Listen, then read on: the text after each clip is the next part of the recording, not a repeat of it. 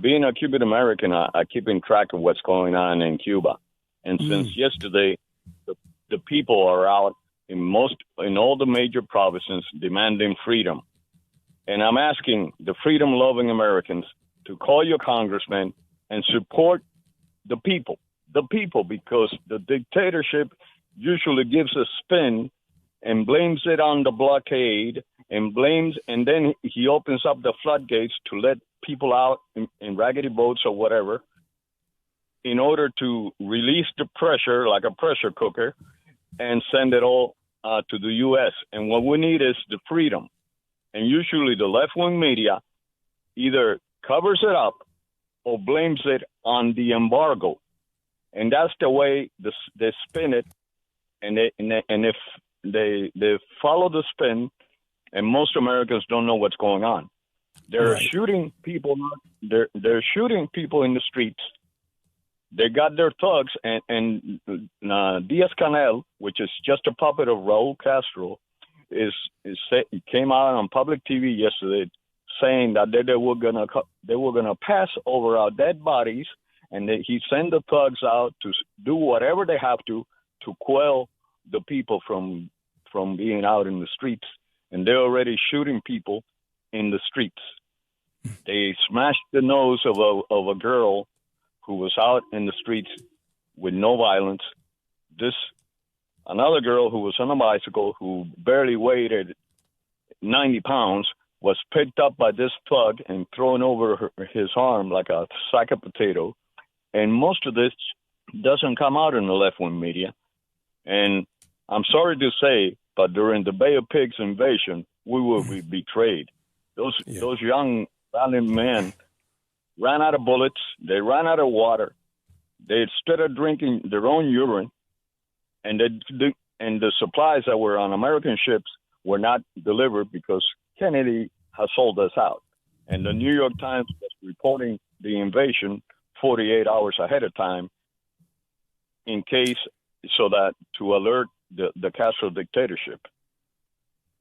And it's as if it is a sad, sad situation. And, I really appreciate you coming on and voicing that.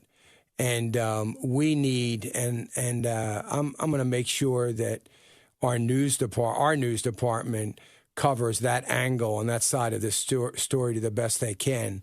But look, Obama sold America out with Cuba and Obama's propaganda that Cuba was everything is good and free and we're going to open up travel from here to Cuba and we're going to let companies go over there and work and build factories and on it goes. And I remember then reminding the American people that when a company goes over there and opens a business and they agree to pay somebody $10 an hour, that pay goes to the government. It doesn't go to the people. And then the government gives the people their 50 cents or their dollar or whatever it is. And people think, and the Obama administration had everybody convinced, or he and his state-run media had everybody convinced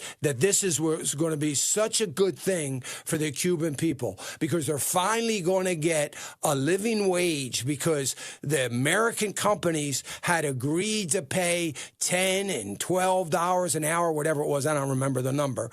And nobody reminded anybody that money was going right to the government for them to steal and then give the workers their pittance to work. And it's a shame. And now Biden's got to uphold all that. Biden's not going to change that. He can't make Obama look bad. So how do we I'm truly just asking you this question. How do we, Elliot, get behind what can we do? I met a young couple in our neighborhood. We were walking last week, and we had a talk with them. Both of them been here 4 years. They got out of Cuba, and they're in their 20s, and all their family's still in Cuba.